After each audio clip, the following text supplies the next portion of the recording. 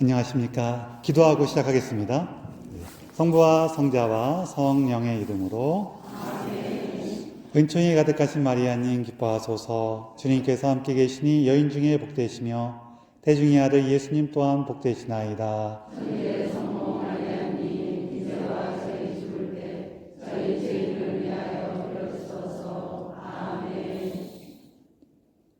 성부와 성자와 성령의 이름으로 아멘.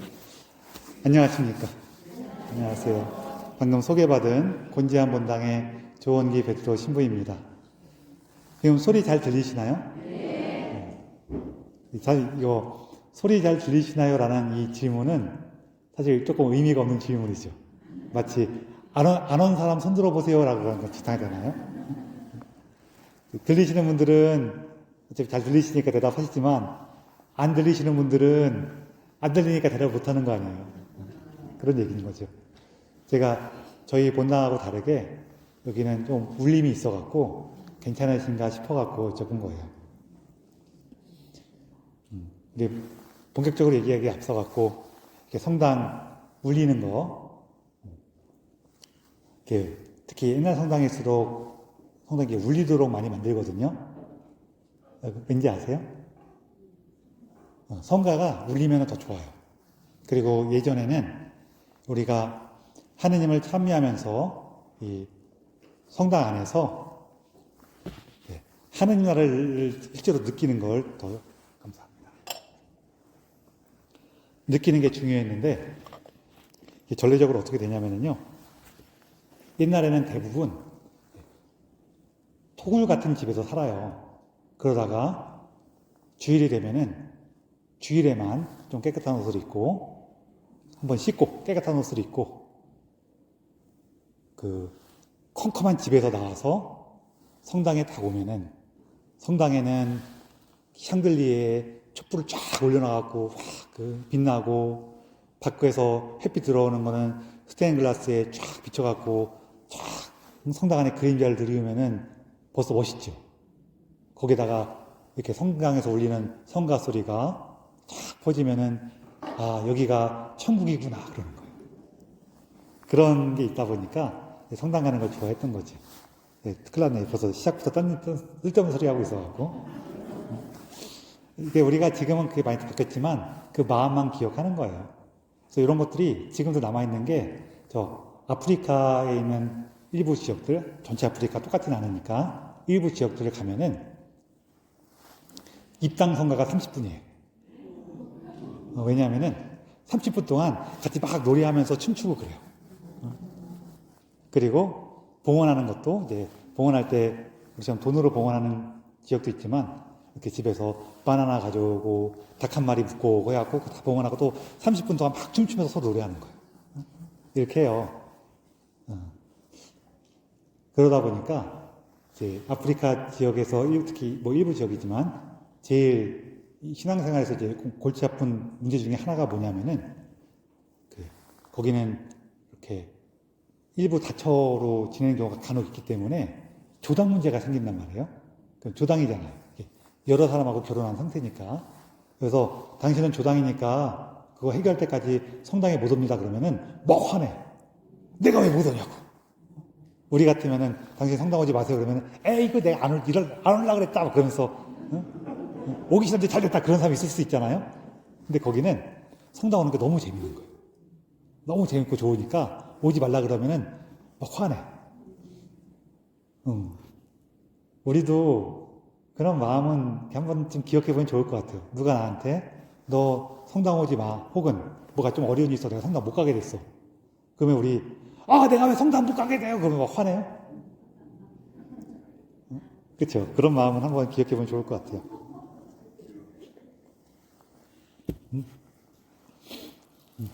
우리 막 예를 들어서 미사 오려고 딱 나왔는데 비가 너무 많이 내려. 그러면은 어때요? 뭐 성당 갈라 그랬는데 비가 오니까 어쩔 수 없네. 그래요? 아니면은 왜 비가 내려서 내가 성당에 못 갈 거냐? 너무 원통하다. 여기도 뚫고라도 가야지. 내가 정말 쥐에 빠진 게 아니라 물에 빠진 생쥐꼴이 되더라도 가야지. 그러면서 와요? 아유, 축하드립니다. 그런 거예요. 그러면서 이렇게 울리는 거 얘기하다 그랬는데, 이렇게 울리는 것도 이제 저 어릴 때 보던 TV 인증극장 이런 데서 나오는 것처럼 거기 보면은 옥황상제나 산신령이 뻥 하고 나타나면 어때요? 나는 옥황상제다 그런 게 아니라 나는 옥황상제다 뭐 이렇게 나오잖아요. 그렇죠? 그게 이게 울리는 거예요. 성당 울리는 것도 좀 비슷한 의미가 있어요. 이게 막 하느님의 말씀을 선포하는 자리여서 좀 울리는 거예요. 근데 요즘 짓는 성당들은 울리는 게 좀 적죠. 왜냐하면은 요즘으로 올수록 좀 더 명확한 내용을 전달하는 게 더 중요하게 여기서 그러셨어요. 옛날에는 분위기에 휩싸여, 이 밤의 분위기에 휩싸여 이런 게 중요했는데 지금은 뚜렷하게 알고 배우는 게 더 중요한 시대로 좀 바뀌어서 울리는 게 줄어든 부분이 있어요. 이런 얘기 그냥 재미로 들으시면서 중간에 제가 신앙에 대해서 우리의 태도에 대한 부분 한번 이렇게 돌아볼 얘기 조금 했죠? 했다고 좀 해주세요. 그래요. 그래서 그런 얘기를 곁들이면 재밌어요. 제가 이제 말씀드릴 때요. 우리 아마 제가 올라오기 전에 물어봤더니 아마 1시간 반 정도 시간이 있는 것 같은데 중간에 힘드시면은 잠깐 나갔다 오셔도 되고요. 피곤하시면 조금 조셔도 되고 허리 아프시면 잠깐 일어났다 앉으셔도 되고 다 괜찮으니까요. 걱정하지 마세요. 제가 일어섰다고 깜짝 놀래갖고 저분이 왜 있었어? 그러지 않을 테니까요. 제가 예전에 들은 얘기 중에서 너무 감명받은 이야기가 있어갖고 그게 뭐냐면은 어떤 시골 마을에 작은 본당이 있었는데 거기 신부님이 연세가 굉장히 많으셨어요. 연세가 계속 굉장히 많으시다 보니까 미사 시간에 강론할 때 했던 얘기를 또 하고 하는 거예요. 근데 괜찮았어요. 왜 괜찮냐면은 시골 마을에 있는 작은 본당이다 보니까 거기 계신 교우분들도 연세가 보통은 많으시겠어요? 적으시겠어요? 교우분들도 연세가 많으셨어요. 그러다 보니까 신부님이 했던 얘기를 또 하고 해도 들으시면서 또 까먹고 해서 괜찮았어요. 근데 하루는 손주가 이제 신부님을 만나러 온 거예요. 신부님이란다. 할머니를 만나러 온 거예요. 그 할머니랑 같이 성당에 왔는데 얘는 쌩쌩하잖아. 그러니까 신부님이 했던 얘기를 또 하고 하니까 너무 지루한 거예요. 너무 지루해서 졸기 시작했어. 꾸벅꾸벅 졸았더니 신부님이 그걸 딱 보니까 기분이 너무 나쁜 거예요. 평소엔 다 잘 들었는데 갑자기 조는 애가 생기니까 기분이 너무 나빠갖고 막 야단쳤어요. 그 애가 자면은 깨워야지 졸게 냅두면 어떻게 하냐고. 막 깨웠더니 할머니가 깜짝 놀래갖고 손주를 깨우면서 속으로 한다는 말이 자기도 모르게 입으로 나왔어. 뭐라고 했냐면은 아니 지가 재워놓고 왜 나한테 지랄이요? 그런 거예요. 제가 이 얘기를 듣고 너무 감동을 받아갖고 저는 이제 강론할 때 누가 졸더라도 절대로 뭐라고 안 해요. 그거는 그분 잘못이 아니에요. 누구 잘못이에요? 제 잘못이.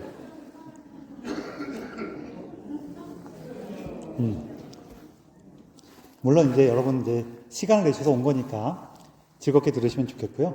너무 피곤하셔서 조시는 거는 내가 세상살이 고되고 힘들다가 하느님 품 안으로 아버지 품 안에 다 기대니 얼마나 이게 마음도 풀리면서 노골노골해지겠어요. 그래서 조시는 괜찮아요. 저도 신학생 때 그 기도 시간에 조는 게 그렇게 꿀맛이에요.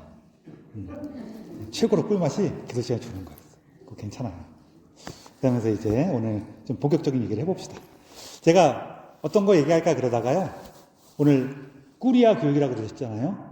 그 성모님에 대한 얘기를 하기로 했어요. 성모님에 대한 얘기를 하면서 뭘 할 거냐면은 우리 요한복음에 보면은 예수님께서 마리아님께서 등장하시는 그 장면이 요한복음에 사실 2장면밖에 없는데 첫 번째는 카나의 혼인잔치고 두 번째는 그 십자가에서 돌아가실 때 요한복음에는 그 2번 나오시거든요. 근데 그 2번 나오실 때마다 예수님께서 당신의 어머니이신 마리아님을 굉장히 이상한 이름으로 불러요. 뭐라고 불러요? 여인이시여. 여인이라고 불러요. 이상하죠? 안 이상하세요? 우리 정서하고는 안 맞죠? 조금 이상해요. 그런데 우리 정서에만 안 맞는 게 아니라 걔네들 정서에도 안 맞아요. 이게 되게 특별한 거예요. 말씀해 주셔서 너무 고마운데, 우리가 성경 연구할 때 보면은 많이 쓰는 방법 중에 하나가 뭐냐면은 성경에서 어떤 표현이 나왔을 때 이 표현이 성경의 다른 장면에서는 비슷한 게 나온 게 있나? 아니면은 당시 이스라엘 사람들이 썼던 그런 표현에서 비슷하게 표현한 게 있나? 아니면은 적어도 그 성경이 쓰여진 시대의 이집트나 메소포타미아나 그리스 지역에서 비슷한 방식으로 표현한 게 있나 한번 확인해 봐요. 왜냐면은 거기서 비슷한 게 있으면은 이것도 그런 의미겠구나라고 우리가 대충 이해할 수가 있잖아요.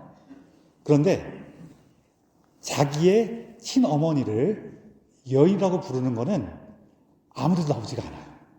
되게 좀 특별한 거예요.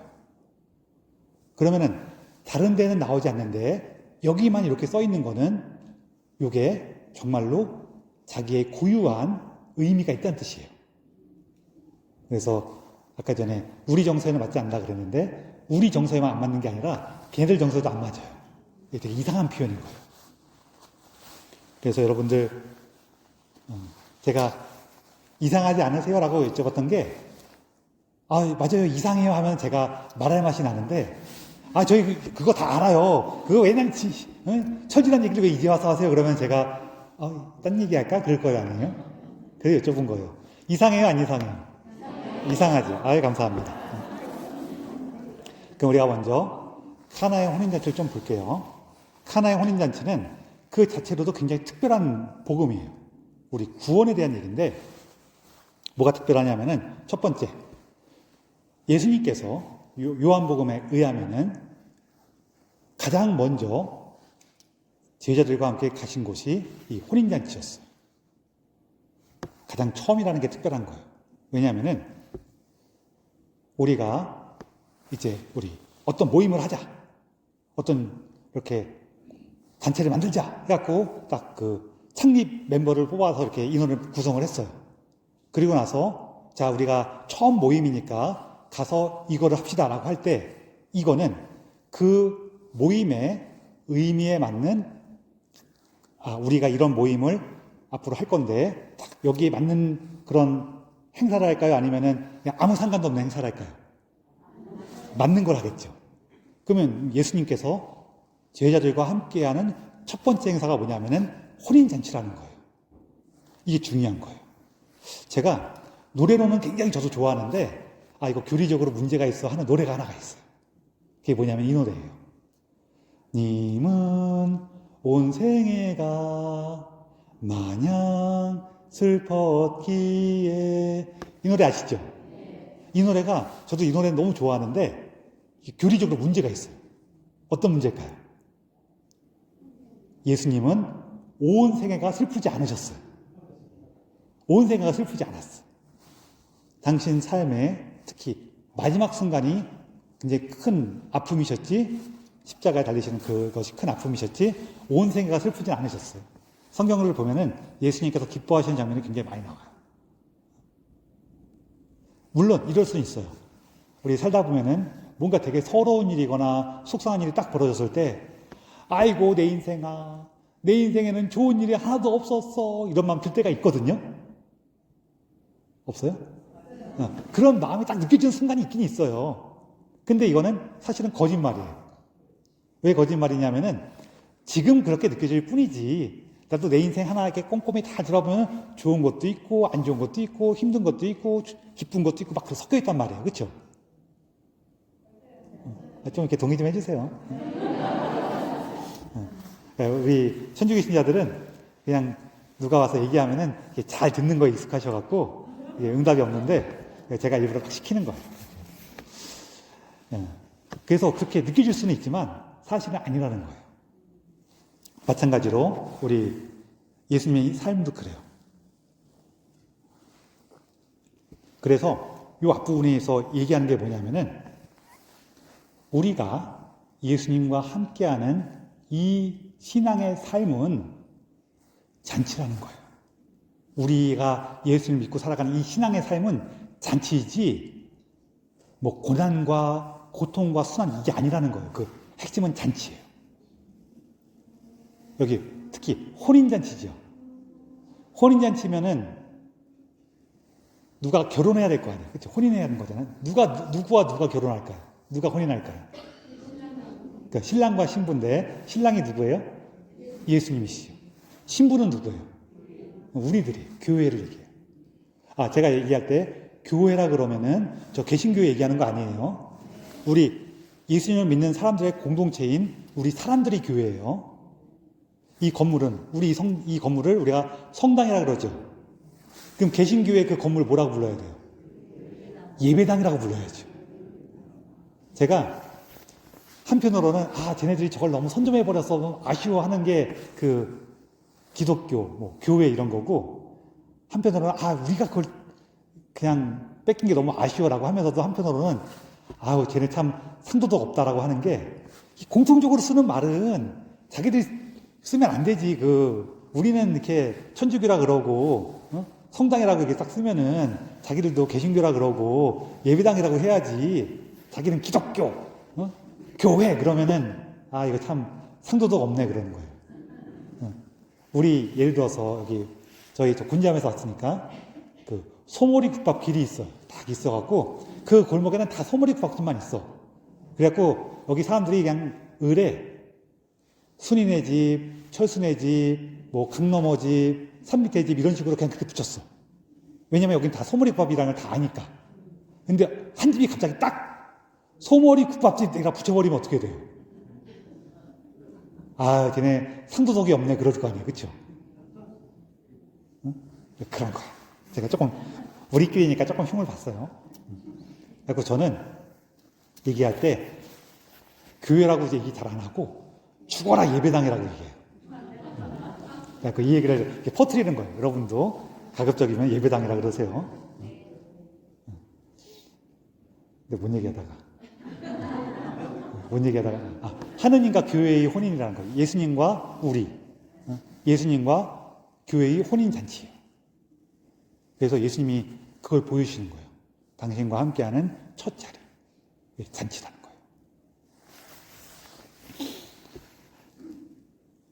거예요.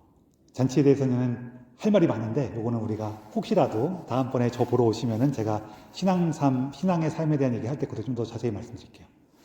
일단 요거 넘어서 하여간 혼인잔치예요. 혼인잔치이기 때문에 거기서 함께 모여있는데 이 혼인잔치에 문제가 생기죠. 어떤 문제가 생겨요? 술이 떨어졌어요. 여러분 조금 더워서요. 잔치에서 네? 네. 감사합니다. 성당 다니면 이게 천주교 공동체 안에 있으면은 너무 재밌어요. 왜 재밌냐면은 이 교우분들이 신부님을 너무 사랑해요. 신부를 너무 사랑해갖고요. 너무 재밌어요. 감사합니다.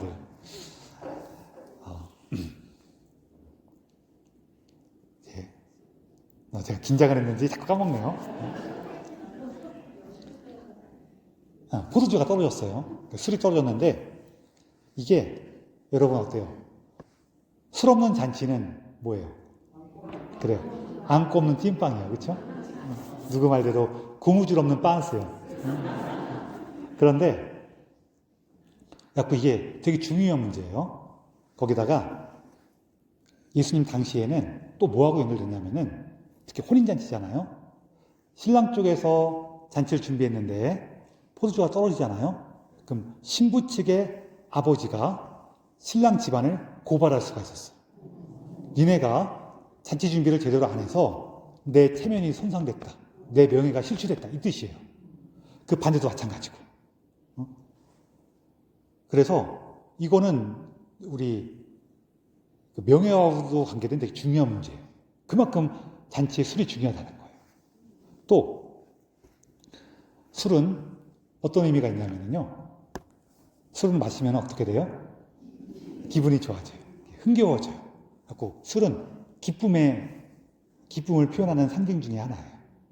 또 하나는 특히 포도주는 색이 무슨 색이에요? 붉은색이에요. 붉은색이다 보니까 또 뭘 의미하냐면은 곧 생명을 의미해요.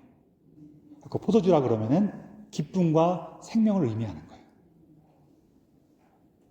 동시에 기쁨과 생명의 원천이신 성령님을 의미해요.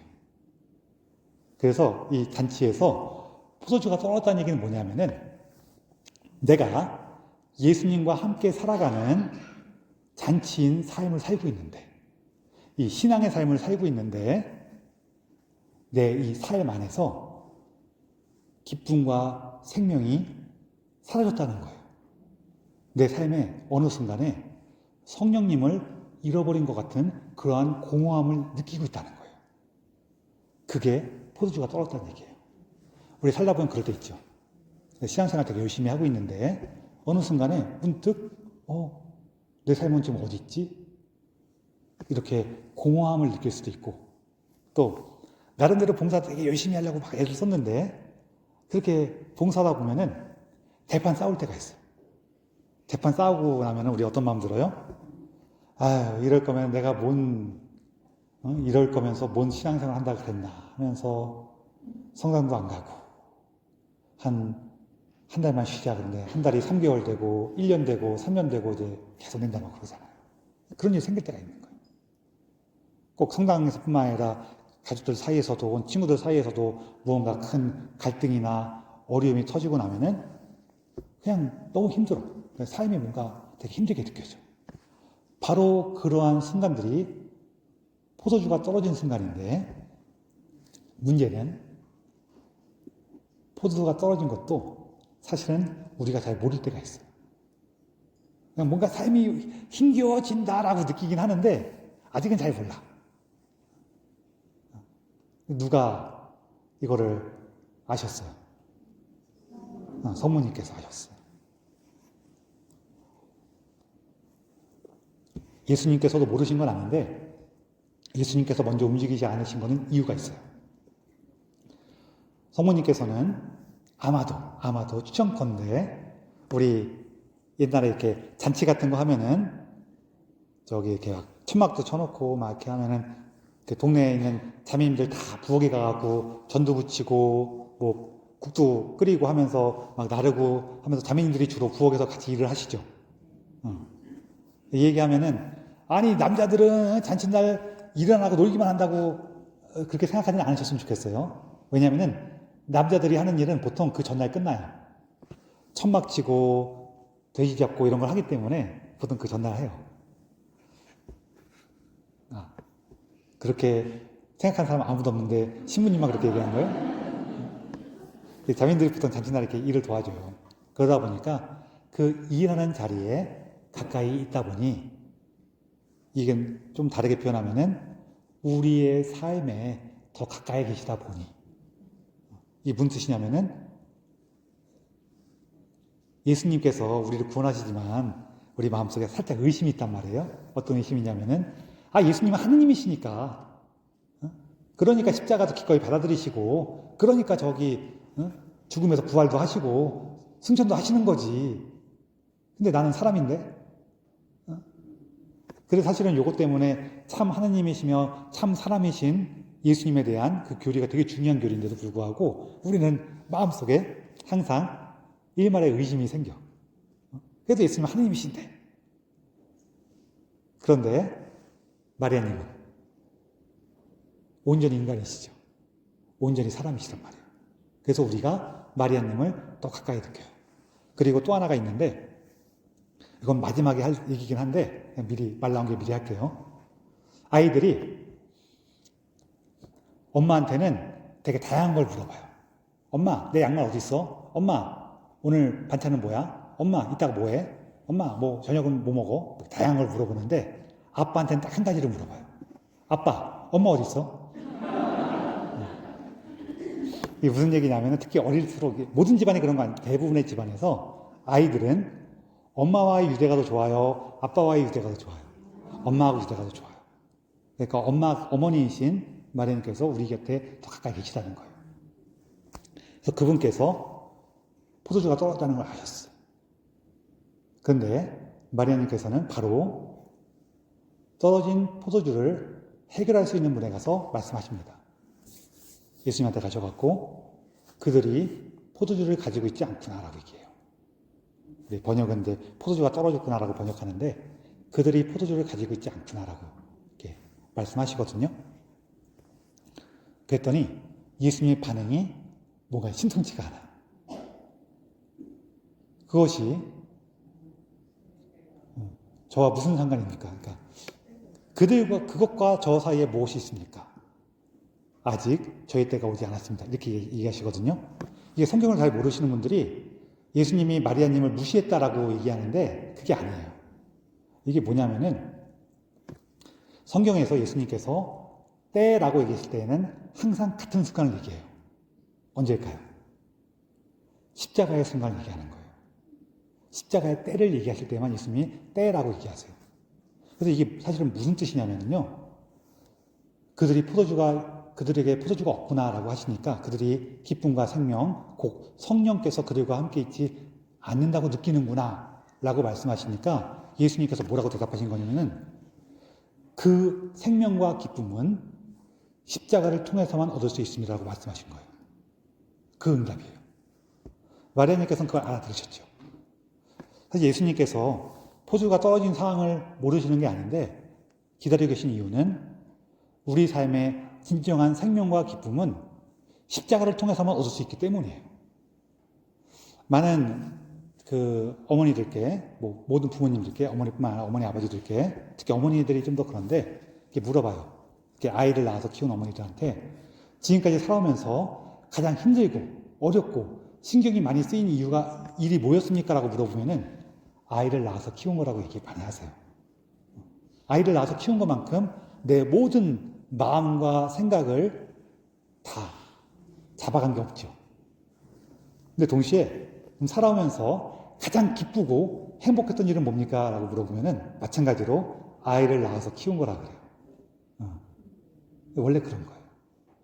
우리가 그 기쁨에 겨워서 고통을 기꺼이 넘어갔기 때문에 힘들지 않았는데라고 느낄 수 있지만 되게 힘든 일이거든요. 그래서 원래 우리 삶에서 정말로 가치 있고 힘을 주는 것들은 보통 십자가와 함께 와요. 그래서 예수님께서 그 얘기 하신 거예요. 그 얘기를 듣고 마리아님께서는 바로 일꾼들에게 말씀하시죠. 뭐라고 하세요? 무엇이든지 그가 시킨 대로 하십시오. 그래요. 이게 중요한 건데요. 우리 십자가는 뭘까요? 십자가는 좋은 일이죠. 좋은 일이 십자가예요? 아니에요? 좋은 일이 십자가가 보통 되는 겁니다. 예를 들어 참아주고 이해하고 용서하고 이런 게 십자가가 되죠. 아니에요? 좋은 일들이잖아요. 좋은 일들, 훌륭한 일들, 이런 일들이 보통 우리가 십자가라 그러는데 사실은 똑같지는 않아요. 제가 그냥 이거는 예를 들기 위해서 한 가지 그냥 말씀드리는 건데, 자, 옆에 사람이 하는 게 좀 못마땅해. 좀 얘가 부족하게 뭔가 해. 그래서 이거 한마디 할까? 그러다가 내가 한마디 하면은 괜히 다툼이 나고 시끄러질 것 같아. 그래서 그거 한마디 하면은 더 성가셔. 그러면은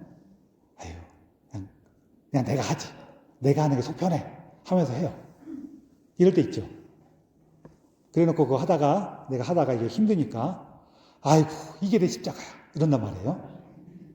자, 그런데, 아까 전에 내가 이걸 하기로 할 때, 어떤 과정을 거쳤냐면은, 하는 거하고 말하는 것 중에서, 말하는 게 더 골치 아프고 힘들 것 같으니까, 그냥 내가 하기로 했죠. 그럼 힘든 걸 골랐어요? 쉬운 걸 골랐어요? 쉬운 거 골랐잖아요. 그쵸? 근데 십자가는 힘든 거예요? 쉬운 거예요? 십자가가 쉬운 거예요? 힘든 게 십자가잖아요. 그럼 난 쉬운 거 골랐는데 이거 십자가 아니에요. 십자가 아닌 거잖아요. 제가 일부러 선입견을 깨기 위해서 이렇게 말씀드리는 거예요. 우리가 쉬운 선택을 해놓고 거기서 생겨나는 어려움을 십자가라 그래. 아니죠. 어려운 선택을 한 다음에 거기서 어려운 고통과 어려움이 따라오면 그게 십자가죠. 우리가 마음에 안 들 때 가서 막 말하는 건 쉬워요. 그러나 막 말하는 걸 참고 내가 하는 건 어려워요. 그렇죠? 그러니까 그때는 내가 하는 게 십자가가 맞아요. 그런데 내가 하는 것보다는 잘 말하는 게 더 어려워요. 그렇죠?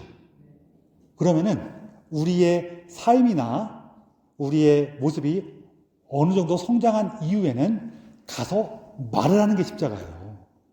그렇게 될 때가 있어요.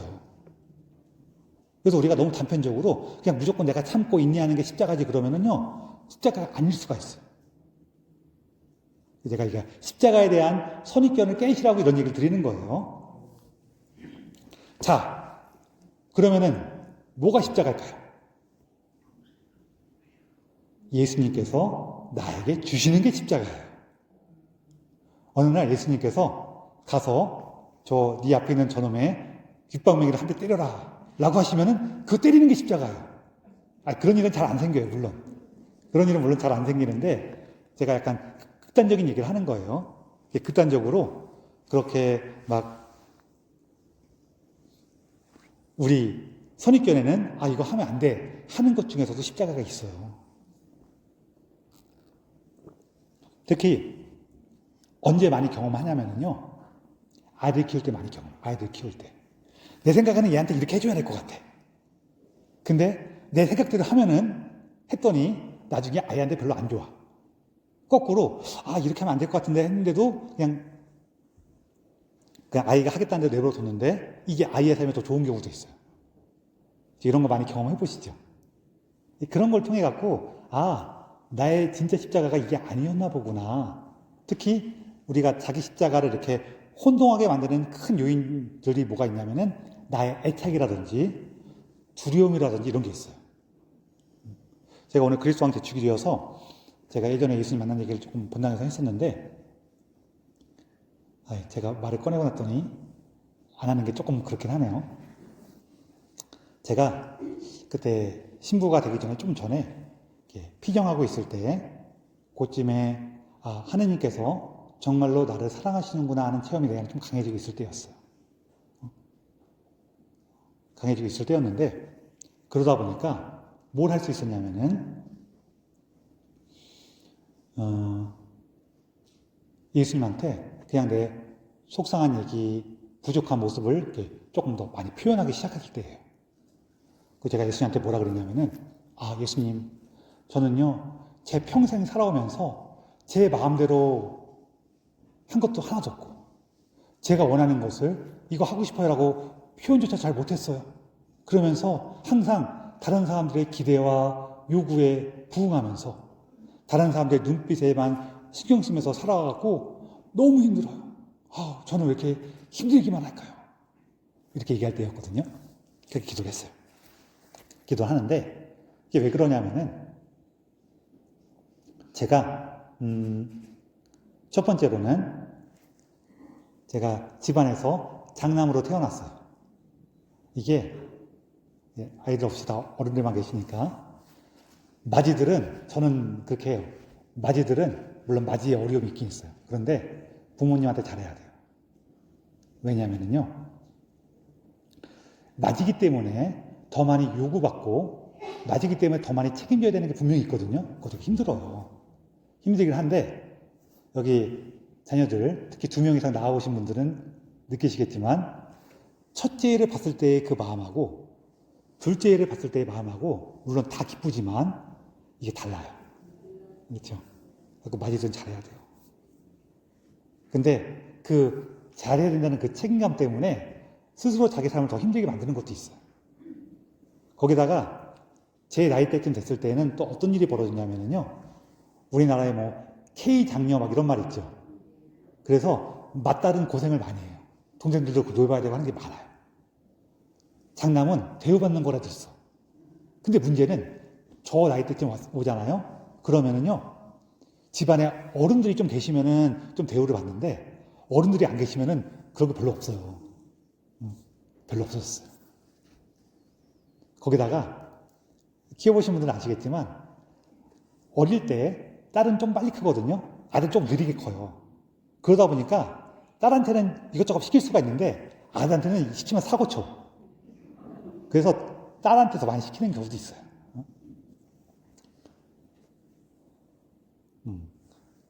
그런데 억울한 건 또 뭐냐면 학교에서 이 연장선에 있는 건데 이 선생님들이 여자애들은 말 잘 듣거든요. 똑똑해갖고. 근데 남자애들은 멍청해갖고 말 잘 못 들어요. 그러다 보니까 선생님들이 애들 혼내면은 남자애들은 빠닥치는데 여자애들은 손들고 있으라 그래요. 그럼 얼마나 억울한데요. 그게 이제 세상에는 이게 맞이는 맞이의 어려움이 있고 둘째는 둘째의 어려움이 있고 셋째는 셋째의 어려움이 있고 막내는 막내의 어려움이 있어요. 원래 다 그래요. 다 그런데 항상 사람은 어때요? 자기가 어려움하는 거는 되게 큰 것 같고 남이 받는 어려움은 별거 아닌 것 같아. 거꾸로 남이 받는 혜택은 되게 큰 것 같고 내가 받는 혜택은 잘 보이지도 않아. 당연해. 이게 원래 사람 마음이 다 그래요. 그래서 남자들의 어려움이 있고 또 여자들의 어려움이 또 있어요. 다 있다 보는데 아직 이거를 잘 이해하지 못할 때에는 내가 하는 건 되게 힘들어 보이고 내가 받는 건 너무 당연하게 항상 느껴지는 거예요. 그 과정에서 이렇게 내가 맞으니까 해야 되는 그 책임감이 더 강하게 느껴지는 거예요. 뿐만 아니라 저희 어머니께서 저희 집은 우리가 뭔가 생각하거나 활동하는 거에 대해서는 그리고 자기가 하고 싶은 공부라든지 이런 거에 대해서는 어머니께서 굉장히 자유롭게 하셨는데 굉장히 엄한 게 몇 가지가 있었어요. 예의 바르지 않은 거. 다른 사람들에게 패 끼치는 거. 이건 엄청 엄했어요. 엄청 엄하셔갖고 저는 정말 맞기도 많이 맞았는데 말 나온 김에 뭘로 맞았을까요? 말씀하신 거 다 맞아요. 왜냐면은 저는 뭘로 맞았냐면은 어머니 손에 잡히는 걸로 맞았어요. 제가 오랫동안 잊어버리다가 우리 선배 신부님이 말씀해 주셨고 생각이 났는데 수도 호수 있잖아요. 수도 호수로도 많이 맞았어요. 그거는 아픈 거보다도 소리가 엄청 휘잉 소리가 나요. 무서워. 그런 것도 많이 맞았어요. 그랬는데 이게 왜 그랬냐면은 저희 어머니, 그러니까 저희 외할머니죠. 외할머니께서 일찍 돌아가셨어요. 그래서 저희 어머니 마음에는 항상 불안감이 있었어요. 어떤 불안감이냐면은 당신도 일찍 죽을 거라는 그 불안감이 있었어요. 그러다 보니까 어머니께서 돌아가시고 나면은 저랑 제 동생이 어떻게 되겠어요? 남의 집에 가서 더부살이를 해야 된단 말이에요.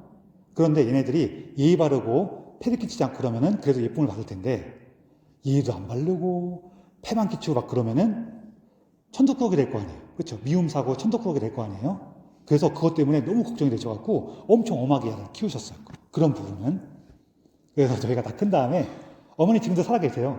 그래서 저희 다 큰 다음에 저희 어머니께서 뭐라고 하시냐면은 아유 내가 이렇게 오래 살 줄 알았으면은 그렇게 엄하게 안 해도 될 걸 그랬어. 자주 말씀하시거든요. 자기 안에 있는 불안감 때문에 좀 엄한 부분이 있었어요. 뿐만 아니라 저희 아버지는 정말 좋으신 분이거든요. 저는 인격적으로 저희 아버지를 정말 존경하는데 어떤 분이냐면은 옛날에 이제 같이 아침에 성당 가거나 하고 출근하다가도 길에 누가 술 마시고 이렇게 써져고 토하고 막 그러고 있으면은 그냥 업어갖고 막 묻는 거 신경도 안 쓰시고 그냥 업어갖고 팔출소나 병원에 이렇게 데려가지고 그런 분이셨어요.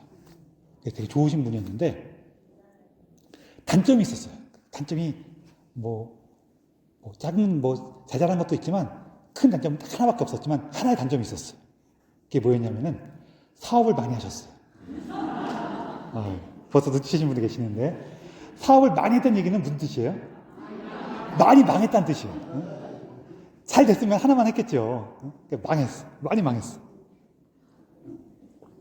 그래서 어머니하고 아버지께서 가끔 다투시거나 혹은 집안 사정에 대해서 서로 얘기 나누시거나 그것도 많이 이렇게 보고 듣고 했고 또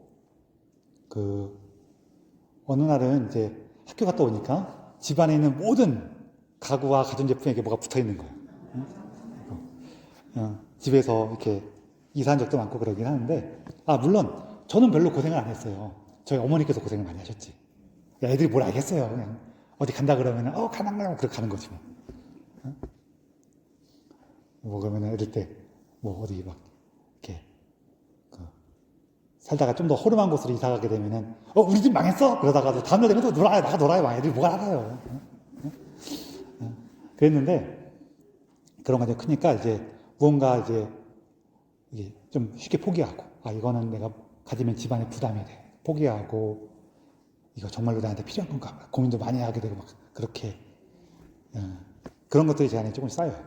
거기다가 이건 좀 지 자랑인데 여러분 저 학교 다닐 때 공부 잘했을 것 같아요? 공부 못했을 것 같아요? 감사합니다. 그렇게 봐주시니 참 좋네요. 제가 차마 제 입으로 공부 잘했다고는 못하는데 저는 성적이 잘 나왔어요. 이게 왜 이렇게 말씀드리냐면은 저는 어릴 때부터 그냥 책만 읽었어요. 학교 공부 같은 거 별로 안 좋아하고 그냥 책만 읽었는데 크면서 책 읽는 게 특히 제가 고등학교 때, 중학교 때인가 그 수학력 시험으로 바뀌면서 책을 많이 읽은 사람들 엄청 유리하게 바뀌었어요. 그래갖고 어떤 분 책 별로 안 좋아하시는 분들은 책 읽는 게 공부지 그러는데 저는 그냥 책 읽는 게 노는 거니까 저는 신나게 놀았는데 그게 점수가 잘 나왔어요. 근데 이게 단점이 있었어요. 뭐가 단점이 있냐면은 저는 마음을 편하게 먹으려고 해도 성적이 계속 잘 나오니까 이 성적을 잘 지켜야 된다는 압박감이 계속 있어. 괜히 스트레스 받는 거예요. 어차피 공부도 안 할 거면서. 웃으시라고 한 얘기인데. 아니, 왜 애들, 여러분도 옛날 기억 더듬어 보시거나 아이들 키워보면 아실 거 아니에요. 애들 공부도 안 할 거면서 스트레스만 받잖아요. 안 그래요? 아닙니다. 우리 애들은 열심히 공부합니다. 그러세요? 축하드립니다. 그러다 보니까 어쨌거나 저는 제 마음대로 한 게 하나도 없다고 느껴진 거예요. 근데 예수님께 그런 게 막 불평을 막 늘어놓고 있으니까 예수님께서 저한테 그러시는 거예요. 뭐라고 하시냐면은 야, 그거 언제 내가 시켰냐? 그러시는 거예요. 근데 여러분, 내가 누군가를 위해서 되게 뭔가 열심히 하고 있었는데 힘들어 그러고 있는데 상대방이 오더니 내가 언제 이거 하라 그랬어? 내가 언제 해달라 그랬어? 그러면은 서운하실 것 같아요? 안 서운하실 것 같아요? 서운할 것 같죠? 근데 저는요, 하나도 안 서운했어요. 이게 왜 그러냐면요, 서운하신 분들은요, 아직 살만해서 서운하신 거예요. 정말 죽을 것 같잖아요? 이것 때문에 정말 죽을 것처럼 느껴지기 시작하면은요, 어떤 이유라고 하더라도 안 할 수만 있으면 너무 기뻐요. 그만큼 꽉 막힐 것처럼. 이게 실제로는 항상 아까 전에 잠깐 얘기했지만 실제로 나를 힘들게 하는 게 아니라 내가 그렇게 느끼는 거예요. 그래서 내가 이것 때문에 숨이 막힐 지경이 되고 정말 죽을 지경이 되면은 뭐 언제 하라 그랬어? 내가 언제 해달라 그랬어? 그런 이유라고 하더라도 안 할 수만 있으면은 너무 숨이 쉬어져요. 숨이 쉬어져요. 꼭 그 말을 듣는 순간에 너무 기쁜 거예요. 일단 숨통이 트였어. 안 해도 되는 거였구나. 응? 근데 거기서 바로 의문이 따라와요. 근데 이런 것들이 이렇게 말을 하면은 한 개씩 말을 하지만 예수님을 만나는 순간에 어떠냐면은 지금 다들 아실 거예요. 예수님을 만나는 순간에는 정말로 폭죽이 터지는 것처럼 팍! 아니면은 번개가 번쩍 비치는 것처럼 한꺼번에 쫙 보여요. 그쵸? 한순간에 확 다가오는 거예요. 저는 그냥 사람이니까 한 개씩 말을 듣으면 되지만 이거 왜 했지? 예수님이 시킨 게 아니면은 왜 했겠어요? 제가 하고 싶어서 한 거예요. 내가 하고 싶어서 한 거야. 그 마음이 딱 드는 순간에 하나는 너무 자유롭고 하나는 너무 자랑스러웠어요. 뭔 소리냐면은 왜 자유로운 건 이해되시죠? 예수님이 나한테 시킨 거는 내가 반드시 해야 돼요. 그래서 하나님께서 우리에게 시킨 게 몇 가지가 없어요. 하나님께서 우리에게 뭐 시키셨어요? 안 하면 죽는 거 하나님께서 시키신 거예요. 뭐 시키셨냐면은 숨을 쉬어라, 밥을 먹어라, 잠을 자라. 이거 하나님이 시키신 거예요. 그리고 아주 기초적인 것들 좀 있지만 그 외의 것들은 대부분 하나님이 시킨 게 아니에요. 시킨 게 아니라 초대하신 것들이에요. 하나님이 시킨 게 아니니까 내가 하고 싶었던 거예요. 좀 전에 전 초대라고 얘기했지만 하나님께서 날 초대하실 뿐인데 그 초대에 응답해서 가는 거하고 초대를 거부하고 안 가는 거는 내가 하는 거잖아요. 난 초대에 응답하고 싶어 하면 가는 거고요. 난 초대 안 갈 거야. 그럼 거절하는 거고. 내가 원한 거예요. 내가 원한 거니까 하느님이 시킨 거면은 반드시 해야 되는데 내가 원한 거니까 해도 되고 안 해도 돼요. 그렇죠? 근데 자유로워. 해도 되고 안 해는 선택권이 나한테 있어. 너무 자유롭잖아요. 또 하나는 자랑스럽다고 그랬죠. 제가 조금 전에 예수님 저는 원통이에요 라고 얘기한 게 제 뜻대로 뭐 한번 해본 적도 없고 제가 원하는 것조차 표현해 본 적 없고 그냥 시키는 것만 다른 사람들이 기대하고 요구하는 것만 따르고 살았어요. 저는 왜 그럴까요? 그랬는데 보니까 이거 시킨 게 아닌 거 보니까 그럼 내가 왜 했지? 하고 보니까요. 지 잘난 척 조금만 더 하면은 제가 어릴 때 똑똑했던 거예요. 똑똑하고 훈련이 잘 되던 거죠. 그게 뭐냐면요. 여러분들 꼬마애가 부모님이나 어른들 말씀을 잘 듣고 따르면은 어른들로부터 예쁨과 신뢰를 받죠. 받아요, 안 받아요? 받아요. 근데 어린아이일 때 어른들이 걔를 예뻐하고 어른들이 걔를 신뢰하면은 살아가는 게 편할까요, 안 편할까요? 엄청 편해요. 사랑 못 받아본 사람들이 어릴 때 얼마나 힘겹고 괴로운지는 그 경험해 본 사람들 많아요. 여기 어릴 때 저 맨날 말씀만 펴갖고 정말로 힘겹게 제 어린 시절을 살았습니다 하시는 분 계실 거예요, 아마. 그런 분들한테 가서 물어보세요. 나하고 비교할 수 없는 어린 시절의 시련이 있지. 물론 그런 친구들은 좀 더 독립적으로 크긴 해요. 그 독립성이라는 그 열매를 얻는 대신에 예쁨과 신뢰라는 이 열매를 좀 내려놔야 돼요. 원래 인생은 원래 이렇게 트레이드오프 관계에 있어갖고 원래 그래요. 그래서 나는 신뢰받게 사는 것이 너무 좋았던 거예요. 제가 학교 다닐 때 있잖아요. 뭐 같은 거 선생님이 시킨 거를 좀 잘못해갖고 혼날 때 있잖아요. 뭐 청소 시간 떠들다든지 장난치다가 선생님 걸린다든지 이런 게 있고 그럴 때 제 친구들이요. 저랑 같이 걸리면 되게 좋아했어요. 왜 좋아했을까요? 저랑 같이 걸리면은 선생님이 좀 봐줘. 평소엔 5대 맞을 거를 저랑 같이 걸리면 3대밖에 안 맞아. 그게 이게 신뢰받는 사람은 이런 어드밴티지가 나름대로 있단 말이에요. 근데 어릴 때에는 그거를 당연하다고 생각을 해요. 그래갖고 그런 게 있다는 것 자체를 몰라, 아예. 그때 깨달아지는 거죠. 내가 그게 좋아서 기대와 부응에 응답하는 삶을 사는 걸로 정했구나. 그러니까 나도 다른 사람들이 나한테 요구하고 다른 사람이 나한테 시키는 것만 하고 산 게 아니라 내 나름대로 고민하고 도전하면서 열심히 살았구나. 그 마음이 딱 드니까요. 너무 자랑스러운 거예요. 내가 그때 좀 어려서 이거를 이렇게까지 안 해도 된다는 걸 몰랐을 뿐이지 그 어린 시절의 어떤 경험과 이해 안에서는 나름대로 열심히 살았구나. 나름대로 자기가 원하는 것을 찾아서 노력했구나. 내가 너무 자랑스러운 거예요. 그러면서 이거는 내가 자랑스럽고 하나님이 시킨 건 아니야. 이거 하나님이 시킨 줄 알았더니 내가 했던 거야? 그거 힘들었으니까 다 때려쳐. 이제부터 안 할 거야. 이렇게 될까요? 안 될까요? 이렇게 잘 안 돼요. 왜냐하면요. 예를 들어서 배려라고 해볼까요? 배려. 난 여태까지 하나님께서 나한테 배려하라고 시켰기 때문에 배려하는 거라고 느꼈어. 배려는 해야 되는 거야.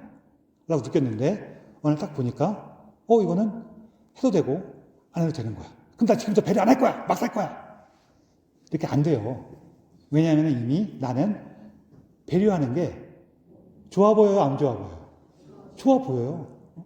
그리고 배려하면은 좋아. 사실 그렇게 사는 게 멋져. 그런 마음이 나한테 있어. 이미 훈련돼 있어. 내가 하기만 하면 돼. 그럼 내가 이거 안 때려친다고요. 대신에 뭘 할 수 있느냐? 완급을 조절해요. 내가 기본적으로 배려하는 걸 좋아하지만 나도 좋아해. 그리고 배려했을 때 우리 삶이 더 이렇게 멋지게 변하는 걸 나도 느껴. 그런데 오늘은 내가 너무 피곤해. 그럼 오늘 조금만 할래. 근데 오늘은 내가 좀 여유도 있고 힘도 많아. 그럼 어떻게 돼요? 그럼 좀 더 많이 할 수도 있어요. 그러면서 이 완급을 조절하기 시작하면은요, 되게 재밌어요. 뿐만 아니라 더 많이 하고 더 오래 할 수도 있어요. 이게 뭐랑 비슷하냐면은요, 너 지금부터 있는 걸 다 쥐어짜고 달려! 그러면은요, 기껏해야 100m, 200m 달릴 거예요.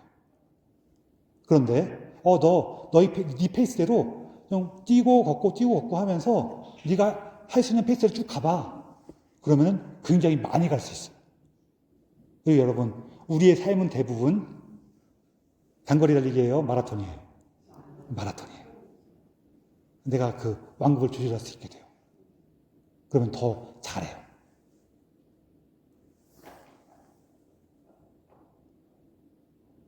이게 딱 느껴지는 거예요. 그래서 그렇게 살게 되는 힘이 막 생긴 거예요. 그러면서 제가 이거 어떻게 할 수 있었냐면은, 제가 아까 전에 이 얘기하기 직전에 하느님께서 나를 사랑하시는 문화를 더 깊이 만나기 시작했다 그랬죠. 우리가 이런 걸 왜 잘 못하냐면요. 자, 나는 옆에 사람 배려하는데 이거 내가 좋아서 배려하는 거야. 하는 거 같고, 내 옆에 사람 배려하는데 하느님께서 시키셔서 너를 위해서 하는 거야. 이거 하고요. 조금 다르단 말이에요. 우리가 보통 뭐 할 때 내가 좋아서 하는 거야 하는 게 멋있어 보여요? 아니면은 내가 너를 위해서 하는 거야 이게 멋있어 보여요? 이게 더 멋있거나 더 올바라 보이죠. 그러다 보니까 우리에는 어떤 압박이 있냐면은 하느님께서 나에게 올바르게 사는 걸 요구하신다는 너무 지나친 압박이 있어요. 조금 있으면 좋거든요. 근데 너무 지나친 압박이 있으니까 어떠냐면은 내가 원해서 한다는 거를 표현을 못해. 그 마음은 내 안에 자꾸 억눌러야 돼. 왜냐면은 그 마음이 내 안에 많다는 것을 내가 이거를 꺼내오면은 이건 잘못한 거야. 내가 죄 지은 사람이야. 하느님 앞에 이러면 용서받을 수가 없어. 이게 자꾸 치려고 해요. 무의식적으로. 그러면 그 자리를 뭐가 채우냐면은 이거는 하느님께서 나에게 시키신 거야. 이거는 내가 그들을 위해서 하는 거야. 이렇게 덮어버려요. 하느님께 가서, 그러니까 내가 하느님께 호소하는 거죠. 하느님, 제가 이거 좋아서 하는 게 아니라요. 당신을 따르기 위해서, 저 사람들을 위해서 제가 하는 겁니다. 이걸 하고 싶은 거예요. 왜? 내가 좋아서 한다 그러면은 하느님께서 너는 어떻게 네 좋아하는 것만 하려고 그러냐? 이러실까봐. 근데 하느님은 나의 부족함과 연약함을 사랑하시는 분이란 말이에요. 하느님 있잖아요. 제가요, 이거 하느님 말씀 전하는 거긴 하지만 저도 좀 이게 재밌어서 그냥 하는 거예요. 예를 들어서 여러분 제가 이렇게 말씀드리는 거 그래도 재밌죠? 감사합니다. 근데 제가 이렇게 여러분에게 말씀드릴 때에는 지금 말씀드렸던 것처럼 저는 하느님 만난 게 너무 기쁘고 좋았기 때문에 여러분들도 그 하느님을 같이 만나고 같이 나눴으면 좋겠어요. 이미 저보다 더 기쁜 경험하신 분들 많이 계실 거예요. 그건 알아요. 그렇지만 이렇게 함께 나누는 걸 통해서 또 용기도 얻고 자기의 기억도 다시 살아나거든요. 그래서 같이 나누는 거예요. 이게 너무 좋은데, 근데 제 마음속 한 부분에는 예수님, 제가 와서 이렇게 예수님 얘기를 멋있게 하고 재밌게 하면은 저 승자들이 저를 훌륭한 신부라고 생각해 주겠죠? 라는 마음도 있을까요? 없을까요? 있단 말이에요. 있단 말이에요. 있어요. 왜 없어요? 있어요. 그런데 이런 마음이 없어야 돼 라고 하면은요, 계속 자기를 꾸미게 돼요. 그리고 이 마음은 사실 사라지지 않기 때문에 하느님 앞에서 늘 두려워요. 근데 사실은 내가 이 마음을 감추고 숨긴다고 해서 하느님께서 아셔요, 모르세요? 아셔, 어차피 아세요. 그래서 내가 이거를 하느님 앞에 안 드러나겠다고 이렇게 감추고 이렇게 숨겨갖고 저는 이렇게 열심히 살고 있습니다. 그러면 하느님이 뭐라고 하시겠어요? 뭐라고 하세요? 아이고, 애쓴다. 그러실 거예요. 그런 거예요. 왜냐면은 저는 이런 마음 없습니다 하면서 열심히 살아가는 게 되게 힘들거든요. 하느님께서 또 애쓴다. 아이고, 그거 안 힘드냐? 애쓴다. 그러실 거예요. 그래서 근데 어느 날 하느님을 만났는데 하느님께서 나에게 부족함과 연약함까지도 다 사랑하시는 분, 이미 알고 계셨어. 난 지금 알았는데 하느님은 이미 아셨어. 근데 다 사랑하신 거예요. 그럼 하느님 너무 고맙죠.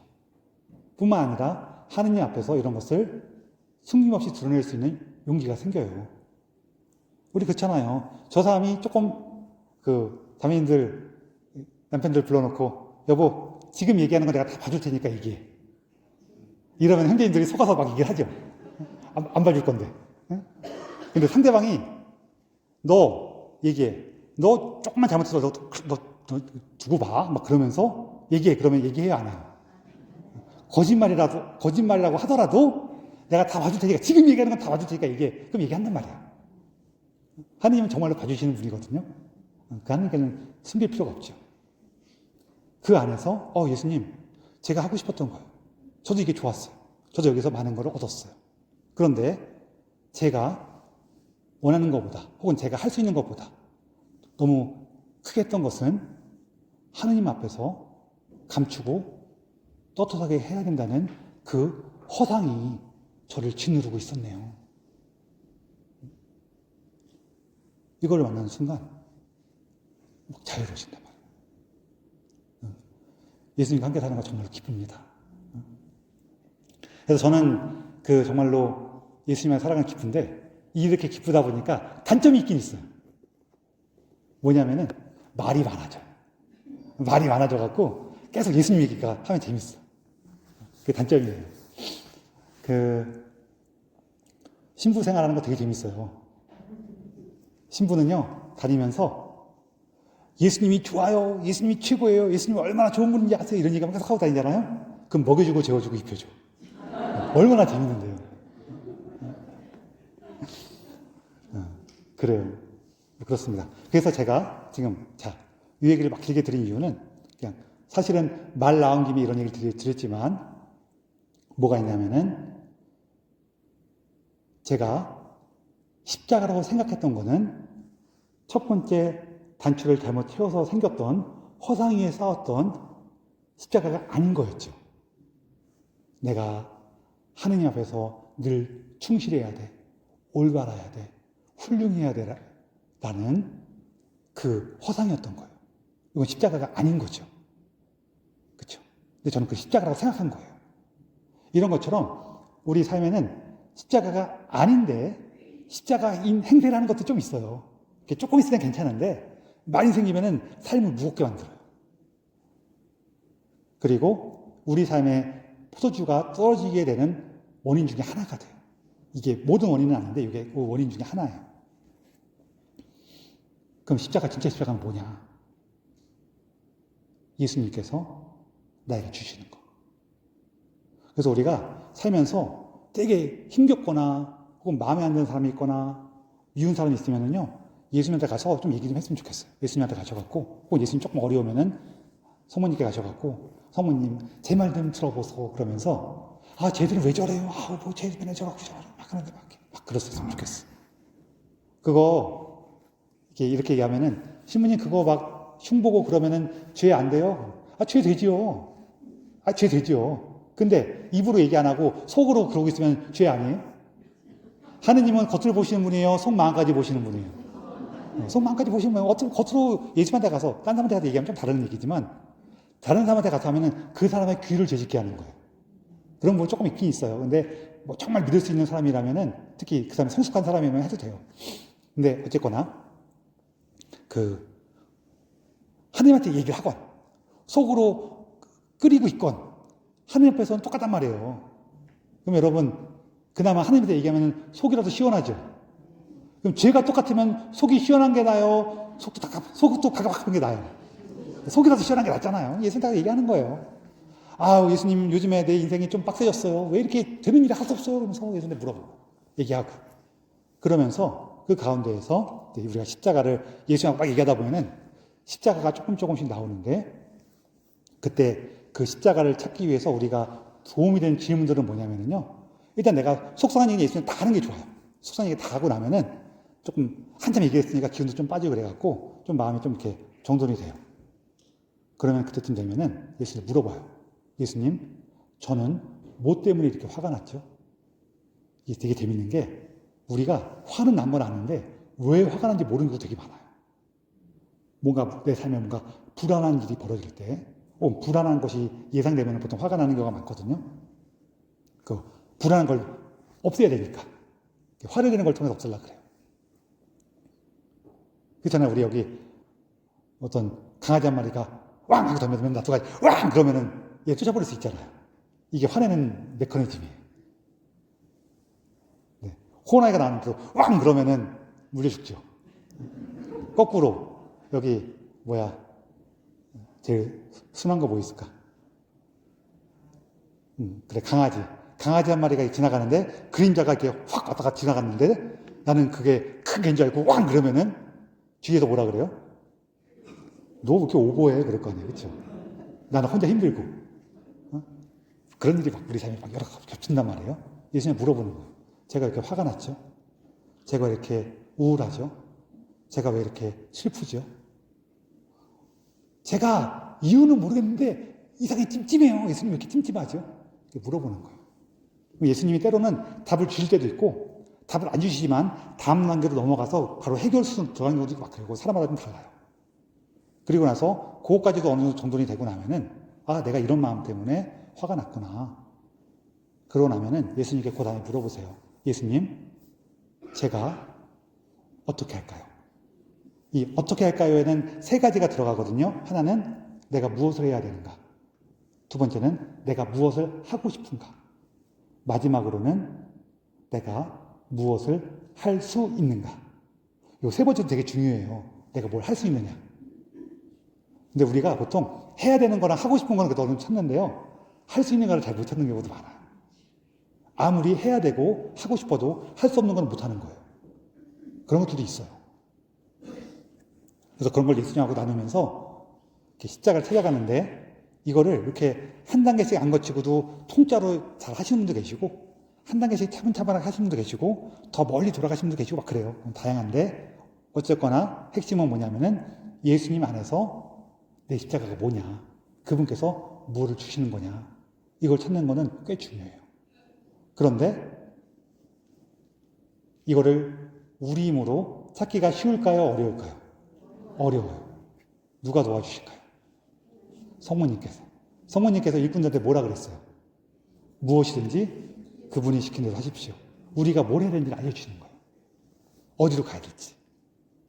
그러니까 예수님께서 일꾼들이 자기한테 오니까 아까 전에 저와 무슨 상관입니까? 아직 저의 때가 오지 않았습니다를 거절이라고 해석했다면은 오지 마요, 가요, 나 안 해요 이럴 텐데 바로 뭘 시키죠.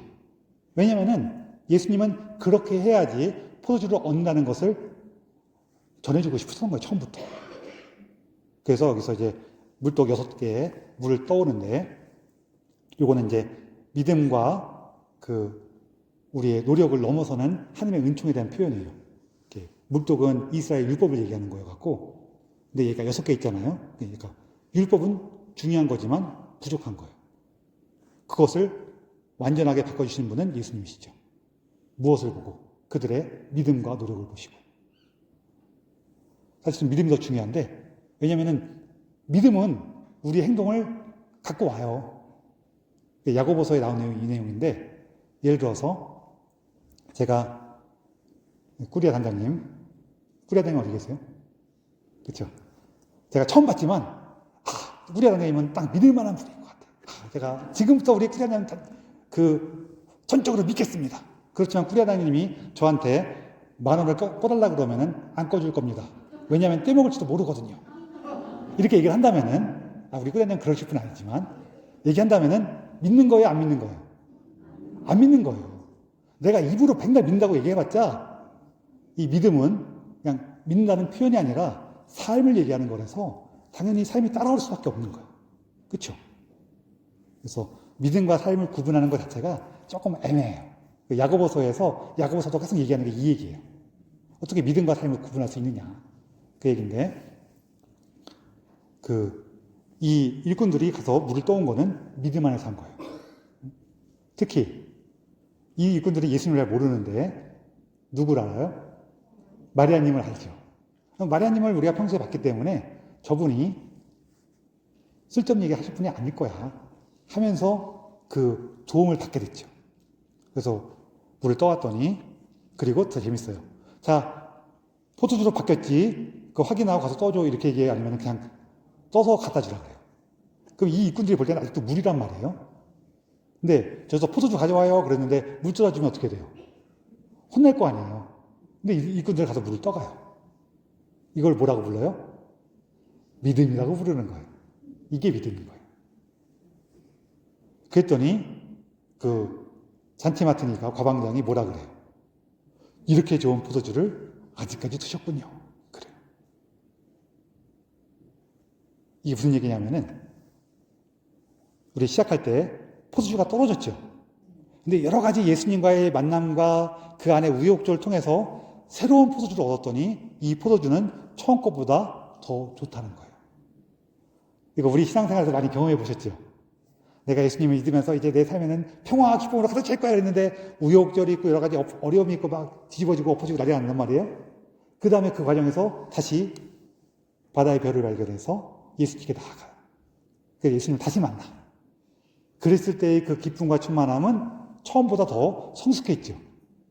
그렇죠? 그래서 거기서 끝인가 했더니 또 뒤집어지고 엎어지고 또 난리가 난단 말이에요.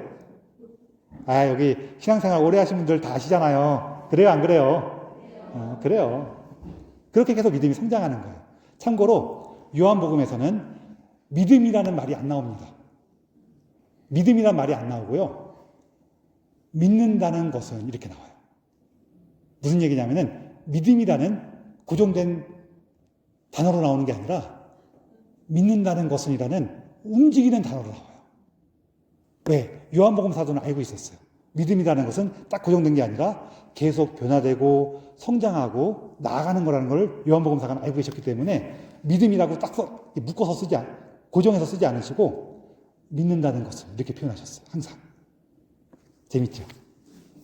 그런 거 볼 때마다 아유, 요한복음사가가 2000년 전에 벌써 제 삶을 읽으셨네. 딱 이런 마음이 들어요. 그렇죠? 자, 그러면서 여기서 마리아님께서 왜 여인으로 등장하느냐? 우리 아까 전에 여인이라는 표현이 다른 데서 찾기 힘들다 그랬죠. 그런데 요한복음은 힌트를 주는 게 있어요. 요한복음 1장 1절은 어떤 말로 시작하냐면은 한 처음에라는 말로 시작해요. 한 처음에. 성경 중에서 한 처음에라는 말로 시작하는 성경이 하나 또 있어요. 맞아요. 창세기예요. 창세기예요. 그리고 요한복음 1장을 쭉 보고 2장 1절까지 보면은 다음날 사흘째 되는 날 이렇게 써 있어요. 그래서 카나의 혼인잔치까지 7일이에요. 이게 무슨 소리냐면은 7일 동안 창세기에서 하느님 아버지께서 뭘 하셨어요? 세상을 창조하시고 쉬시면서 당시에서 창조하신 세상을 축복하시고 완전하게 하셨죠. 요한복음사가 그 얘기를 하는 거예요. 7일 동안 예수님께서 하느님의 창조를 반복하시면서 혼인잔치를 통해서 하느님과 인간 사이에 새로운 결합, 새로운 혼인으로 아버지께서 창조하신 이 세상을 새롭게 창조하셨다. 다시 완성하셨다. 이 뜻이에요. 이 뜻을 이미 기본적으로 갖고 있거든요. 갖고 있는데 창세기에서도 여인이 나옵니다. 여인 혹은 여자 똑같은 말이에요. 나와요. 누구예요? 창세기 제일 앞에 하나님의 창조에 의해서 여인이 나오죠. 하와예요. 그렇죠? 하와라고도 하고 여기 이브라고 하시면 같은 말이에요. 다. 언어권에 따라서 표현이 다른 거예요.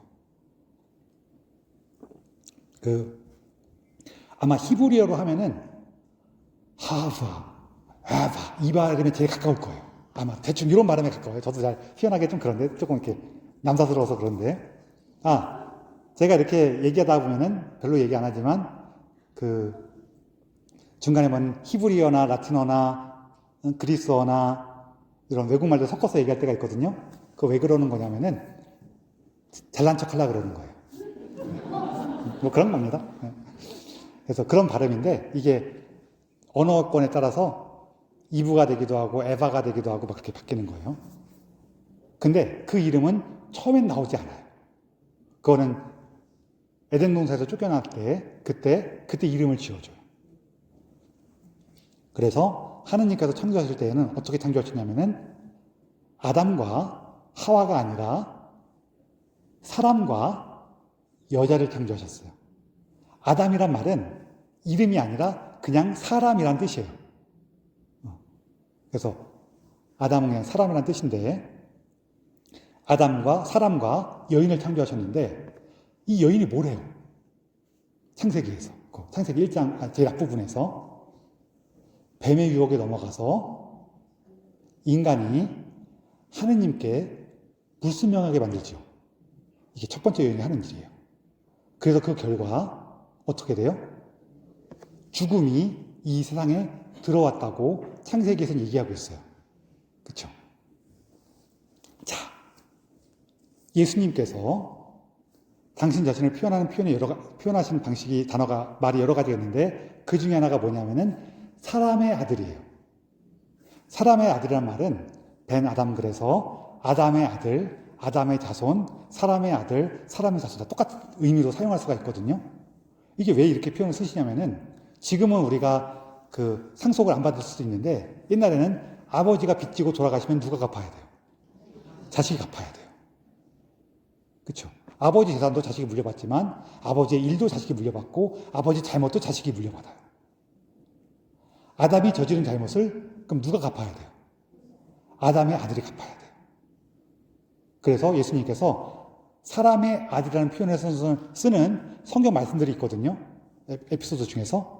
그러면 그 내용은 사람의 아들이라는 표현이 나오면 무조건 이거 뭔가 십자가랑 연관이 있구나라고 읽으시면 돼요. 왜? 예수님께서 아담의 죄를 어디서 갚으셨어요? 십자가 위에서. 그래서 아담의 죄는 누가 갚아요? 아담의 아들인 예수님이 갚을 거예요. 그럼 첫 번째 여인의 잘못은 누가 갚아요? 새로운 여인이 갚는 거예요. 그래서 카나의 혼인잔치에서 마리아님이 어떻게 해요? 일꾼들, 곧 사람들을 이끌어서 누구에게 순명하도록 만들었어요? 예수님, 곧 하느님께 순명하도록 만들었어요. 그래서 그 결과 뭘 얻었어요? 포도주, 곧 생명을 얻었죠. 첫 번째 여인은 아담을 죄짓게 만들어서 곧 하느님께 불순명하게 만들어서 죽음을 갖게 했어요.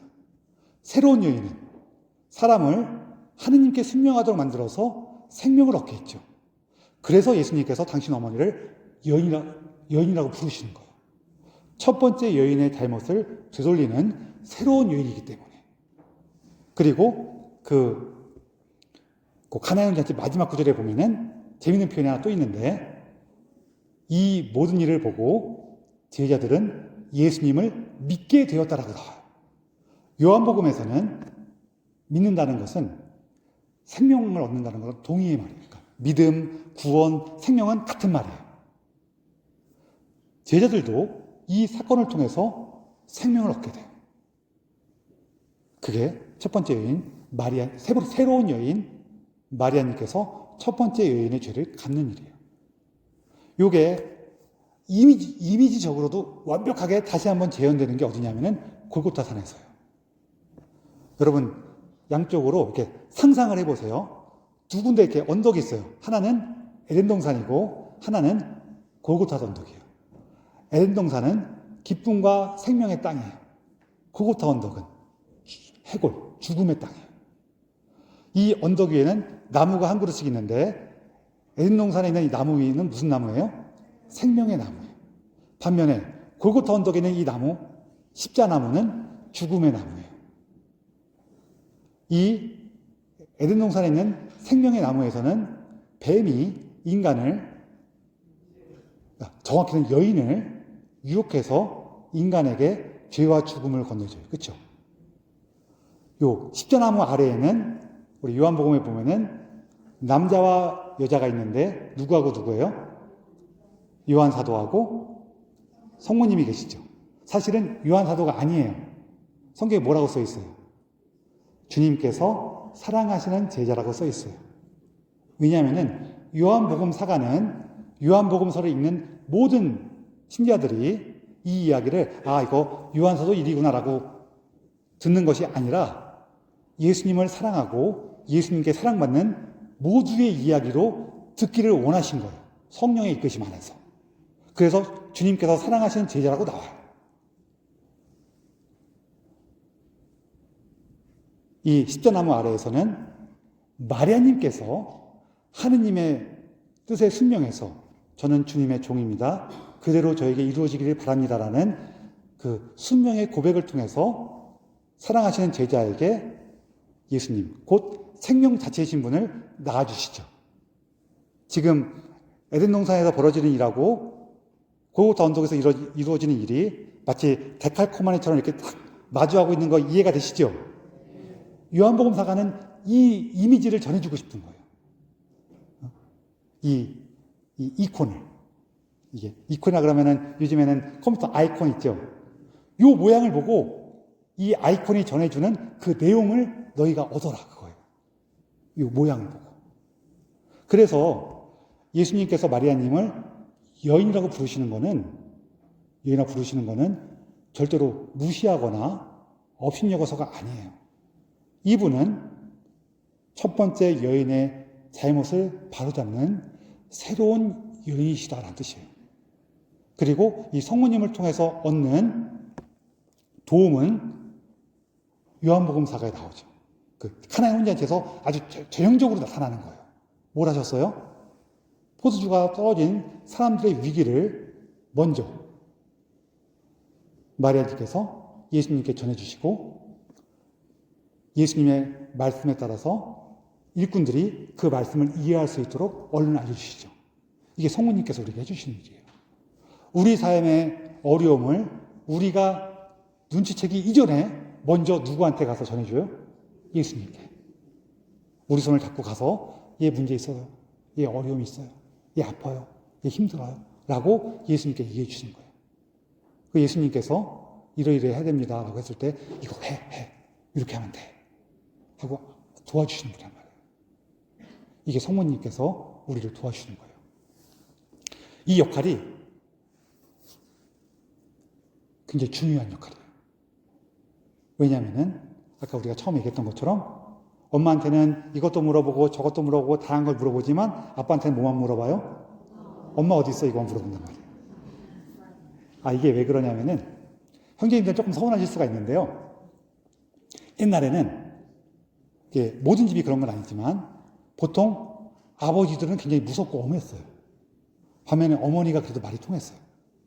특히 아이들이 어리면은 어머니와의 정서적인 교류가 더 많아요. 아무래도 많아요.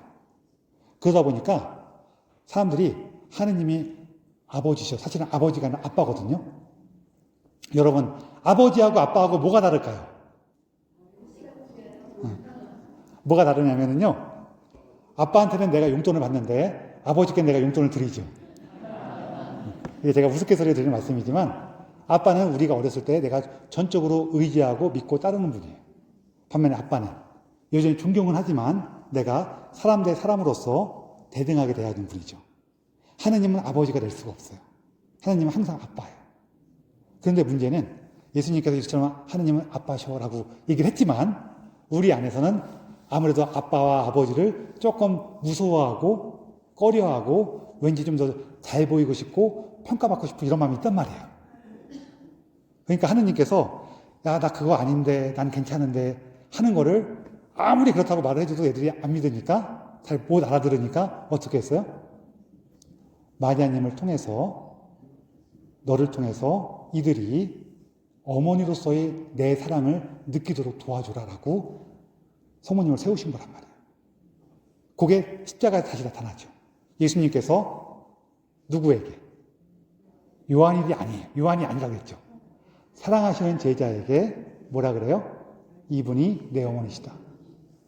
여인이시여, 이 사람이 어머니의 아들입니다.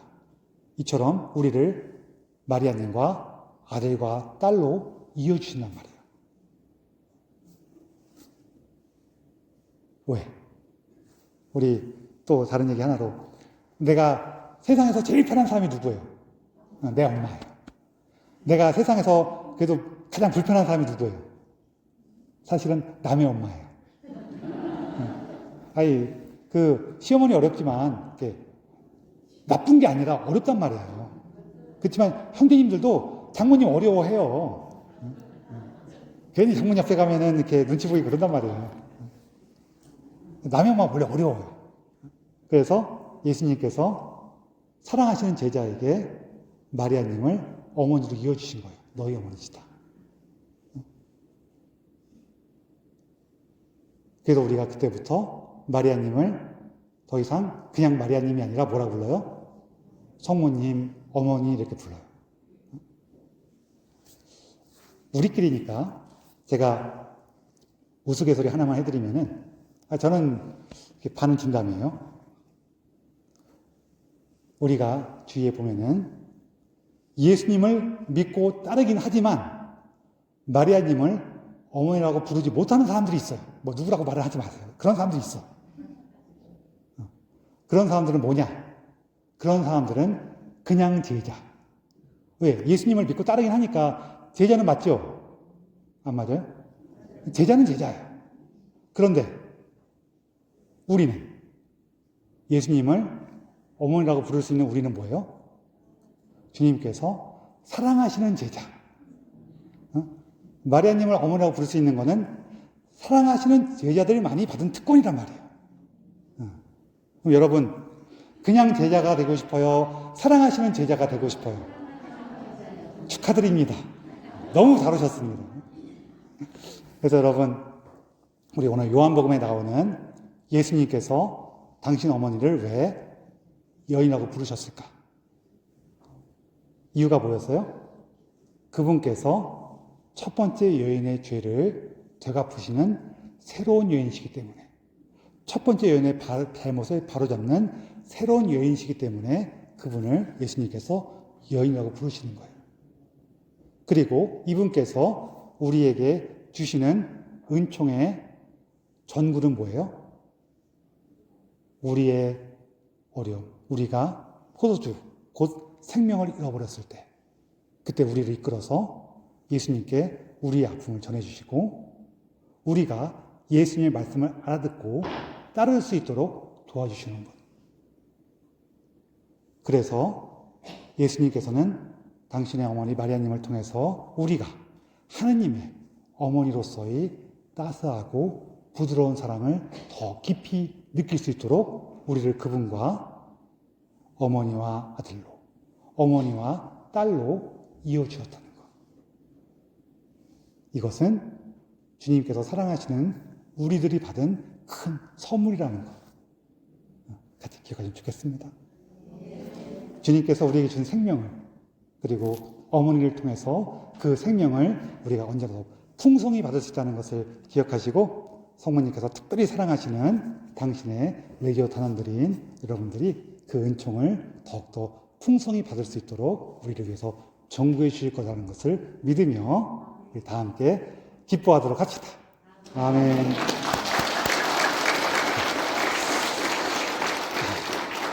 강복 드리겠습니다.